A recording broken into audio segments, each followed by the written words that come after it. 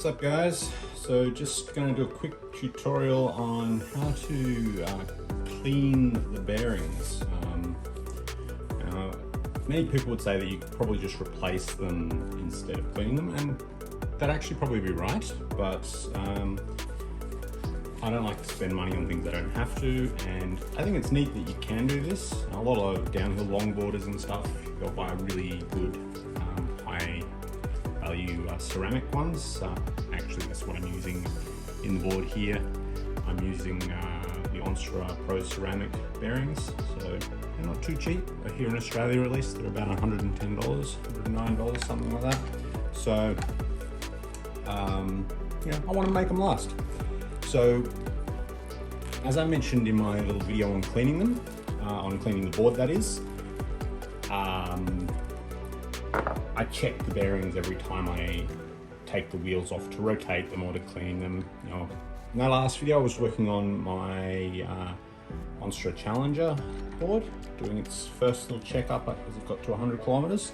Now I'm actually working on my Black Calf 2, which is at considerably more kilometers because I've had it for a lot longer, and also just because it's sort of like, it's my comfy pair of shoes. So as you can see, there's the lovely looking Onsra Pro Ceramic Bearings, which I definitely recommend to anybody who's looking for a smoother ride, at least as far as like rolling resistance goes. These things, they glide like you would not believe. Now, I've just taken it off the wheel, the axle just like normal. You know, remember, be careful of your speed ring, etc, etc. The tools you will need to do this, I've got some paper towels here, which you'll see why in a minute. A little pin. I'm using just a safety pin because I found it a bit easier to hold on to myself. But basically just need a little pin, something you can carefully do a step with. Now, I've got this Bronson Speedco Next Gen cleaning unit. I'm not sponsored by them. This is just the one I picked up from a skate shop here in Australia called, oh, I can't even remember the name of them. I'll write it in the comments if you guys really want to know, but anything like this, I think Bones also make one. It's just a plastic container with a couple of little pins inside there that you can put the bearings onto. And the neat thing about having those things is you can stack them in such a way that the bearings are neatly spaced apart, so that when you're sloshing around the isopropyl alcohol, it gets in everywhere and can get out any of that dirt and gunk that might be inside your bearing. Obviously, as I mentioned, you need isopropyl alcohol. This stuff is, what is it? Something like 90-something%, I think. 100%, sorry, it's pure.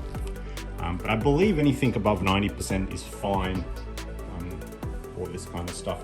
Basically, it just needs to get in there. It needs to be pure enough not to be so diluted it's not going to break down the oils and stuff. Because essentially what's going to happen when we do this, the alcohol is going to break down the oils and stuff inside the existing lubricant and all the dirt and gunk that's gotten in there over the time of the use. We're then going to let that alcohol dry out. And then we're going to, once that's dried out completely, we're going to add a couple of drops of whatever your favorite lubricant is. I've got a couple of variants here. I've got the Bronson Speedco Next Generation High Speed Oil, which I haven't actually used yet, but everything I've seen indicates that it's essentially the same. Well, it works just as well as the stuff I have been using, which is the Bones Speed Cream. Yes, I laughed too. I'm not sure if it helps for things other than skateboard bearings. I'll not be testing that, nor would I encourage testing that, but you do you. So I don't know whether people have had much experience getting bearings in and out. Now, I did do a little bit of a tutorial in one of my other videos on how to get bearings out of a skateboard wheel, and what I'm actually using here is an old truck axle. For cloud wheels, it's actually really good and quite easy because the cloud wheels have a plastic inner, so you can sort of just leverage it out like that pretty easily. And these beautiful ceramic bearings, they've got the built-in spacers, so see, I've got a spacer built into them, so I don't have to worry about the spacer falling out of the middle there. And, yeah, we've got the one in the middle, then I'll put one outside the wheel. Let's see if you can actually see that. Just leveraging it out, pop, out it comes. Obviously, I'm using a truck axle that's not on the truck, not mounted on my skateboard. You can just use it when it's mounted on your skateboard, just hold the skateboard still and, you know, pop. Just obviously be careful putting too much force on the thread. I try not to put too much force, but you'd be surprised how little leveraging force it needs. If it feels really stuck, just sort of gently pry and turn. You know, you'll feel a little bit of a click of a movement, and just pry and turn, pry and turn. Don't force it too hard. That's especially important if you're using the rubber wheels that come with the Onsra, because they've got in here, see, this is all plastic, so it's got a bit of pliability. The Onsra ones, they're really strong. So this is actually metal on the Onsra ones. And so it doesn't really want to bend when it comes out. So it's a very tight fit. It's very precise though, and it will fit. You just gotta like sort of jimmy and move a little bit, and you'll feel a little pop, pop, pop. It might take a bit of patience with the Onsra ones, but you'll get there. They'll come out. So once we've got our bearing out, I mean, I also use this as an opportunity to often clean the inside of the, you know, just give it a wipe down and put that aside. I've actually already recently cleaned these, although you can't really tell because these are really well worn. In fact, according to Cloud Wheels, according to I Wonder, their Cloud Wheels thing, I'm pretty close to the needing to replace it time, but I don't know how much people believe that. I've heard many different things online, so you make up your own mind. I'm going to risk it for now because I've still got another couple of sets of these Cloud Wheels sitting around, so if they start to look too chunked up though, I'll replace them, but that aside.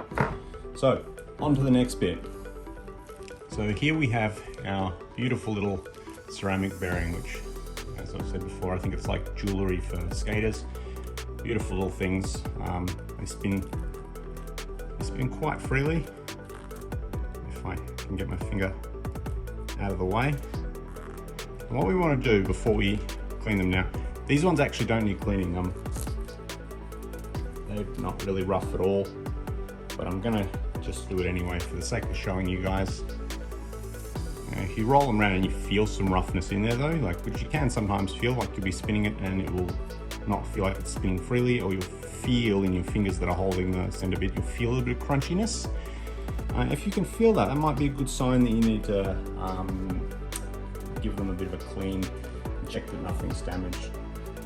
So what we have is, on the inside, you can actually, with these ones you can see it. Some have a shield here as well, but these aren't shielded on the inside. This is just it's like a little track that the bearings sit in.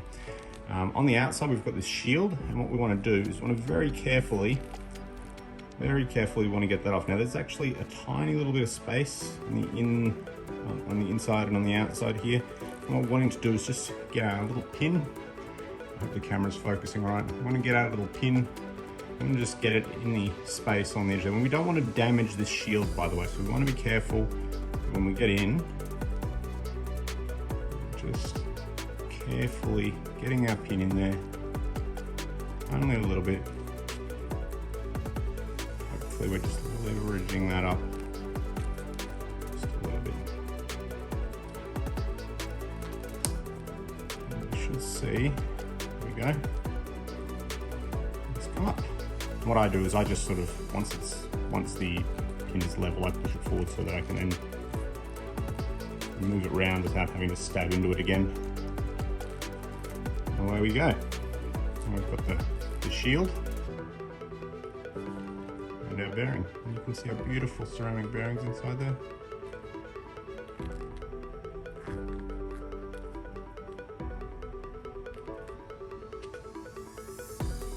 This one does kind of feel a little bit rough. Not too bad though, just a little bit.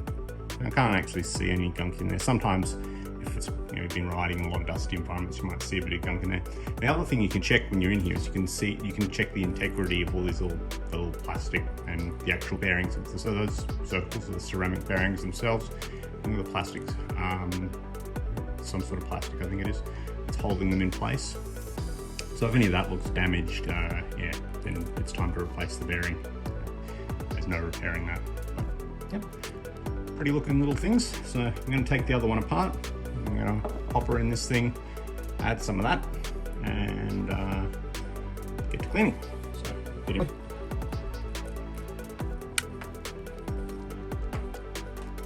I put these in first because they'll fall all the way down to the bottom and stay out of the way. And they don't actually really need cleaning, but I like to clean it all at once and it won't do them any harm. And then what I tend to do is because of the way these are shaped, we want all the gunk to fall out, so we want it to fall down. So I like to put it so it's that way around inside the container, because that way the isopropyl will wash up into there and then hopefully wash out anything that's in Obviously be careful, this is pure alcohol, so one, fumes. Make sure you're doing it in a well ventilated room. I've got my fans on maximum here. You can't see my head at the moment, I'm actually quite a distance from it. If you're sensitive to this kind of stuff, let's see if you can get someone to help you with it, or wear a mask or something that's going to filter out some of that might also help. So I don't know whether that's visible, you can see I'm basically just covering them with the isopropyl. I'm going to put the lid on. Now this lid's not watertight, by the way, so if you shake it up and down it's going to splash. So I just like to agitate it side to side though, because it will stop the little bit of splashing from that. If you shake it up and down solidly, it's going to splash around and get little bits of leakage or anything. Alcohol evaporates very, very quickly though, so it's the other reason we like to use alcohol in this kind of cleaning thing, is because it'll get in all the little nooks and crannies and help clean it out, but alcohol will evaporate after a few minutes until it's completely dry. So just giving it a good shake. Alright, so now I've just got one of these food containers, and this is to pour it out into, and also because I like to be a bit frugal with isopropyl, so actually sometimes I'll pour it back in here to keep it for a little bit too easy. I don't want to put it back in the main one though, because it's going to be dirty. It's just get that dirty. And you can actually see, I don't know whether you can see that in there. Let's come up. If you can see any of the particulates, but you can also see the isopropyl has taken on some colour, and that's actually from some of the gunk that will have come out of these. And they're going to feel a bit weird when they come out, because you will have actually dissolved all of the alcohol. I mean, not all the alcohol, sorry. The alcohol will have dissolved all of the lubricant, or at least the majority of it. But the other side of it is, as we just working that around, by the way, just to get it into all the little nooks and crannies. By the way, as this is in here, it's evaporating quite quickly. If you leave that there for, I don't know, maybe half an hour or something, your room will smell like alcohol and it'll all be gone. So, the goal here though, is just to make sure it's all nice and clean. And what I'm actually doing right now, I'm feeling around, just rolling my finger around, feeling for any little lumps or anything like that, and also just to try and work anything loose that might be stuck in there. We were shaking it around a bit, but sometimes these things are complex little parts in there. So once you're happy, I'm just going to pop these down on our paper towels. Just use my sheet and put that to the side for a moment. No sense in being wasteful. It's okay. So, protective covers. Whether or not these are metal. Originally thought they were plastic, but feeling them, they feel and look like very thin metal with rather cute logos on them.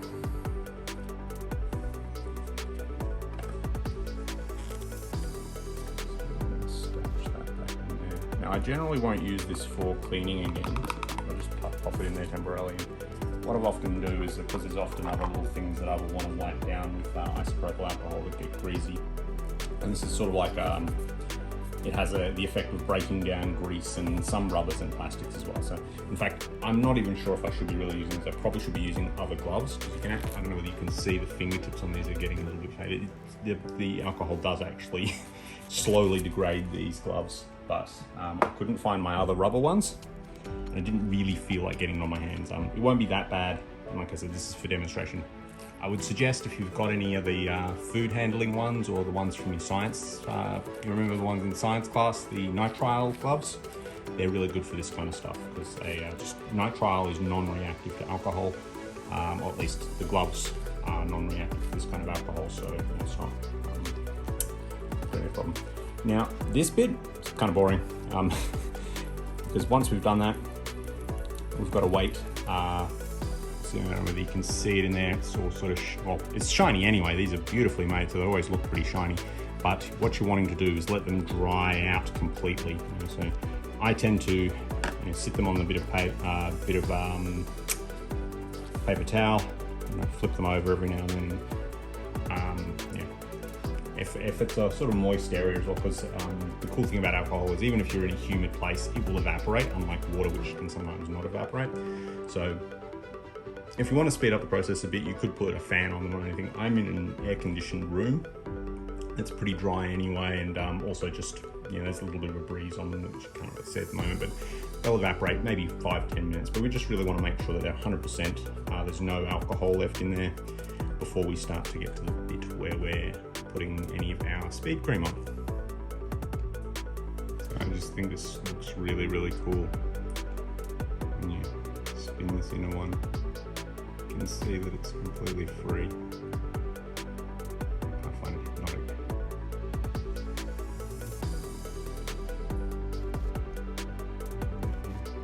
By the way, the alcohol won't hurt your hands that badly. It's just in excessive amounts. It'll eat away at the oil in your skin, and that can be a bit bad. So, but a little few drips won't hurt you. That's it. Alrighty. Now, once again, I don't know whether it shows on the camera, but these are now looking pretty dry of the isopropyl alcohol. So just applying the speed cream. 1 to 2 drops should be all you need. I like to sort of go, I don't know whether it's clear there. Let's try and get a good angle. You can see one drop up there. One drop on the opposite side. Really don't need much, just the tiniest amount. And you'll feel it. You'll feel it and you'll hear it. But they sort of don't spin as fast, they'll go quiet, and it will suddenly become really smooth. I can't really describe it.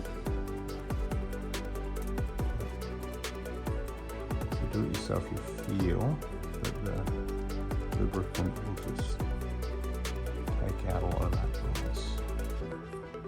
And they'll suddenly be smooth inside. And once we've put our couple of drips on, and I like to just get a little scrap of the, I don't want to wipe in there because it might wick up what lubricant is inside there. I just was touching a little bit that got on the rim there. And you push this back in and you'll feel it. It clicks in pretty easily. Whether you heard the click there in the audio, but yeah. Just click that in. Check once again for the movement. Nice and smooth. And then what I do is I give the outer edges a little bit of a wipe down because I don't want to make a big mess inside my wheels or whatever. Also, it just makes it handy for handling them. There you go. Clean bearing. You can do that with all the bearings that you've got. As I said, you can with the cleaning kit that I have. It will do all 8 bearings at once.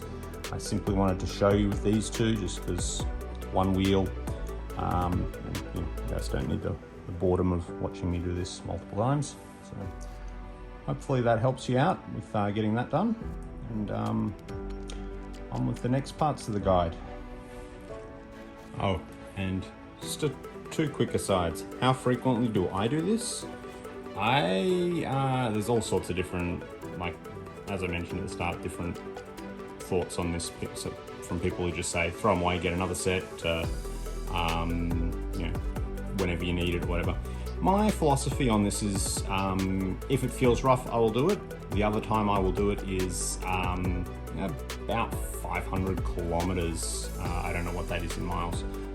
I'm sure Google or Siri can sort that out for you. Basically, And when it comes to putting them back in the cloud wheels, at least, it's pretty easy. Cloud wheels are kind of nice and pliable, and things are well engineered. It actually all just sort of, I'm just literally just pushing it down.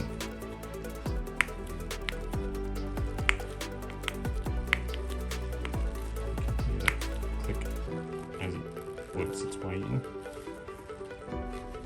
It's in.